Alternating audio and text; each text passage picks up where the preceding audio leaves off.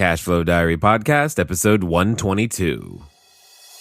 Welcome to yet another exciting episode of the Cashflow Diary Podcast, the podcast that teaches you insider tips, tactics, and strategies for creating leverage streams of cash flow into your life. Learn from top-performing entrepreneurs, business owners, investors, and thought leaders from across the globe as they share their secrets to success. Like what you learn on this and other Cashflow Diary podcast episodes? Go to learninvestingnow.com and sign up to receive powerful tips and information that will help you succeed as an entrepreneur and investor. Now, here's your host, investor, entrepreneur, business owner, educator, speaker, author, and master facilitator of Robert Kiyosaki's Cashflow game, Jay Massey. All right.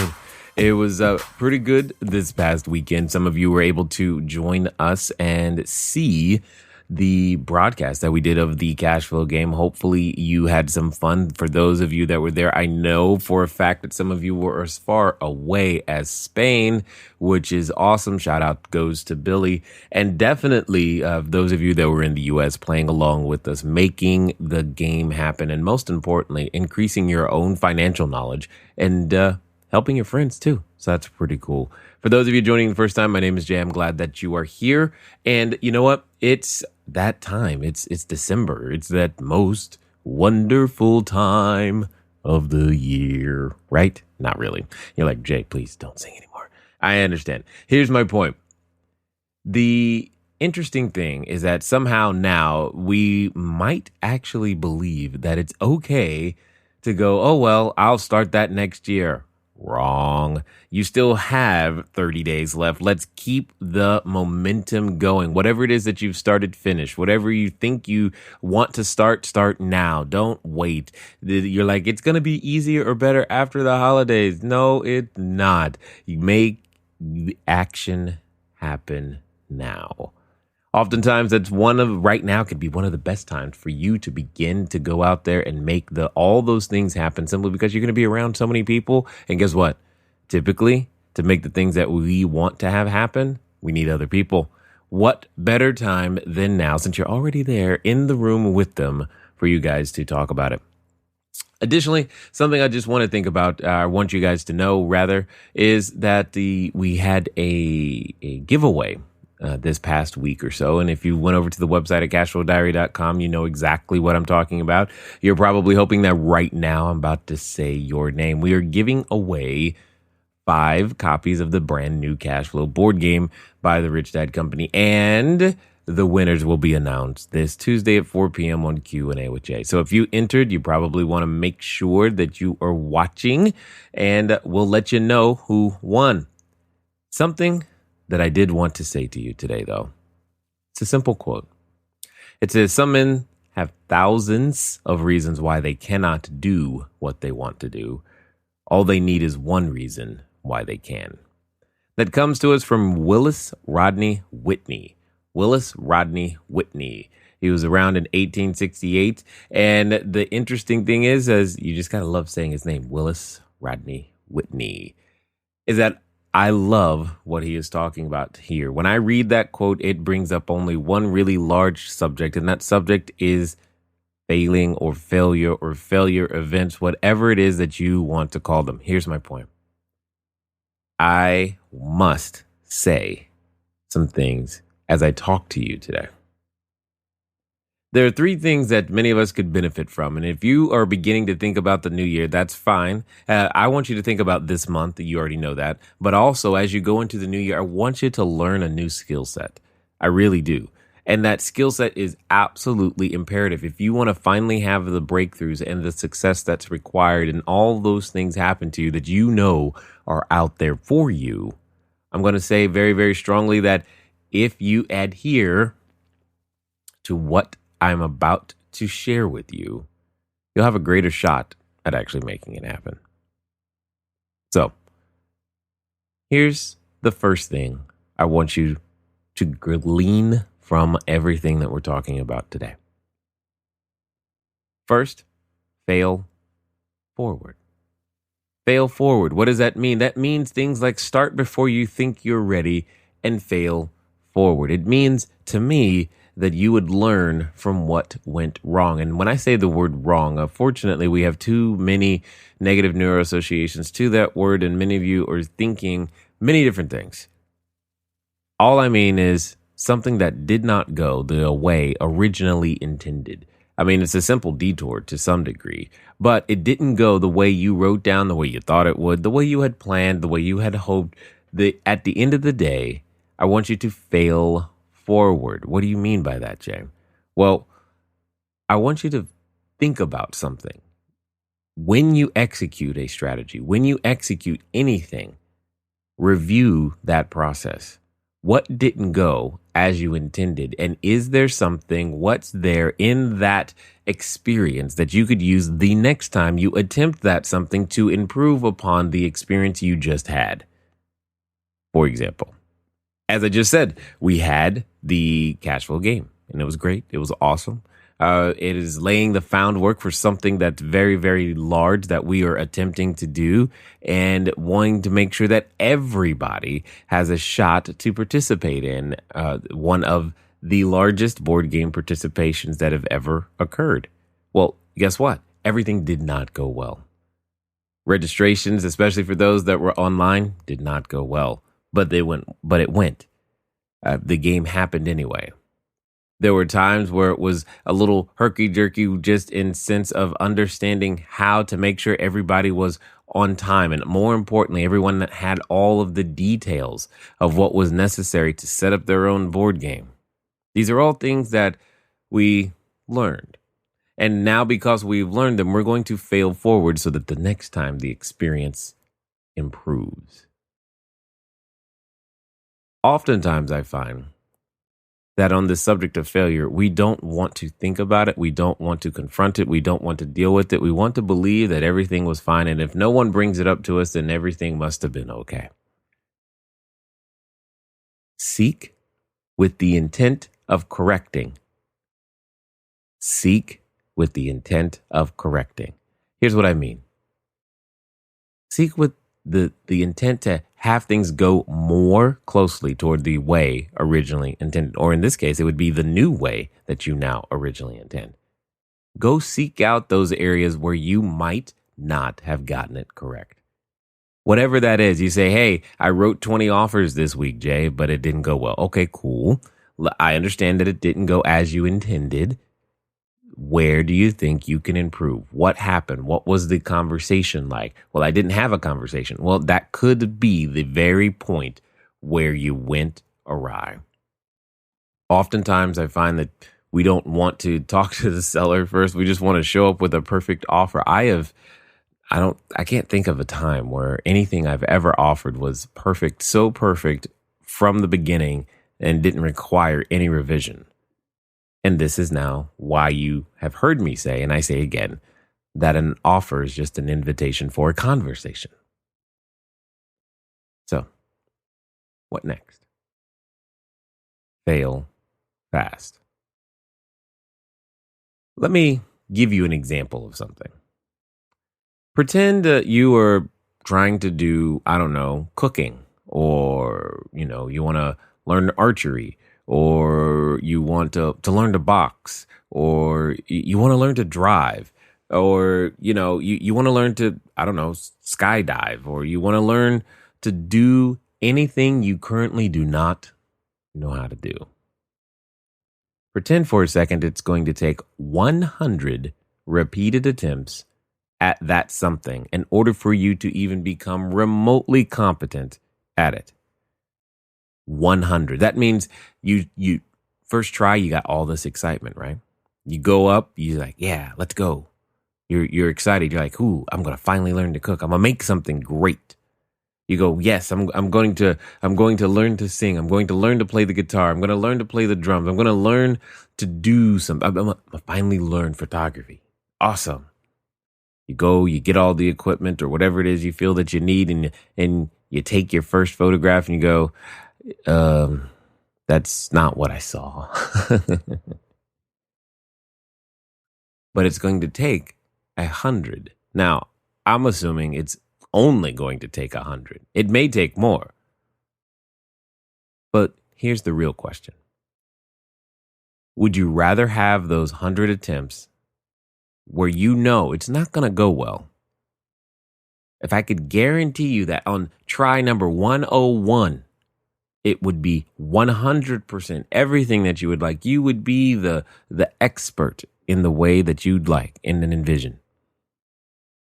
Would you rather have those 100 attempts over the course of 10 years, 10 months, 10 days, 10 weeks, or 10 seconds? That's what I'm talking about.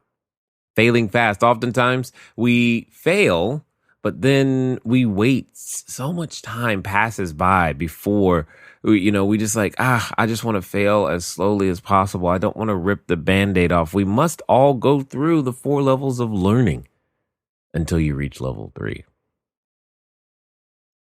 We must. There's no way to do it. We've got to, eventually, we all want to reach level 4. I understand that. And you're like, what are the 4 levels of learning? As a quick review for some and possibly an introduction to others, it's simply, we all start out at level 1. We don't know what we don't know, and we typically call that being unconsciously incompetent. You don't know what you don't know about archery. You just know you want to pull back a bow and point it at something and hit a target. That might be all you know. Then eventually you begin to gather the resources you need. And as you do that, during that research gathering, during that understanding of what's required, you learn. You become conscious of your incompetence. You now know that you don't know stuff. And you might even learn that there's a whole lot you don't know. And then you continue with perseverance. You go, okay, I'm okay that I don't know stuff. Okay, I'm okay that I don't know the difference between ISO and aperture and shutter speed and all these other things, but I'm going to learn photography anyway.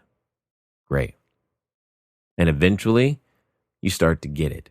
After repetition, you go, okay, that makes sense. And you start to get 1 or 2 photos that start to look okay. You're like, oh, okay. And then you go through more and more. And then eventually, you actually know what you need to do in order to get a good photo. And you've entered into state number 3, which is you are now consciously competent. You know exactly what to do, but you got to think about it. And then eventually we get over to step number 4. And in step number 4, this is the place that athletes call the zone. This is the place where many have just wanted to sit. It's the place where you are now with things like what's your name, tying your shoe. For some of you, driving a car. All of these things have now reached stage 4, where you are unconsciously competent. You don't really think about what you do today when you go to work.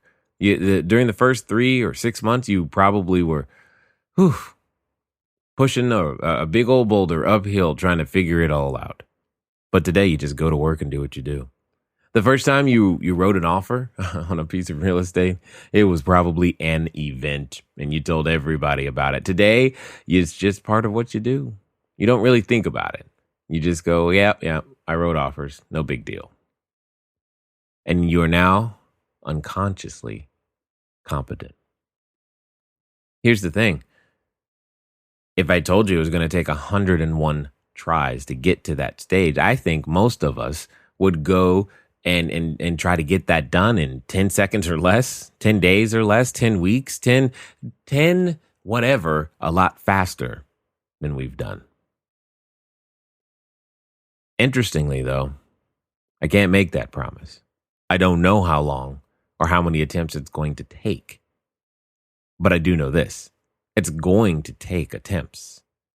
And I personally would rather have those attempts take a shorter time frame than to drag them out a long, long time. See, as I said, we must all go through the 4 levels until you reach level 3. Most of the time, you'll experience failure events, things that go, quote unquote, wrong.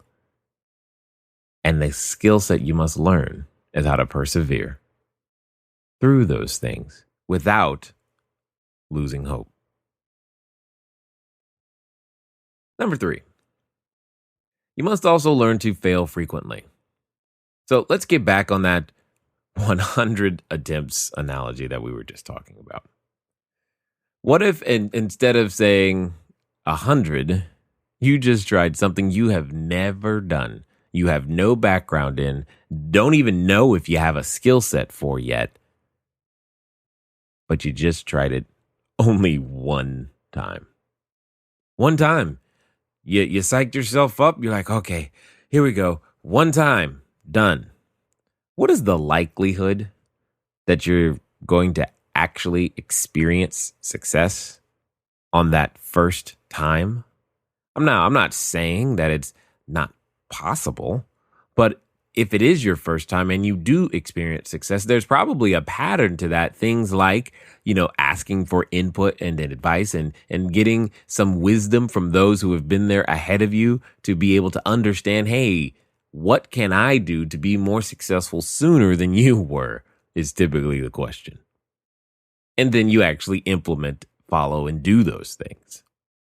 So is one attempt really enough for you to gather the data to make the necessary required corrections to move in the direction towards success? Is that really enough? Is that enough sample size? As statisticians would say, is that even statistically relevant? Hey, I wrote one offer, it didn't get accepted.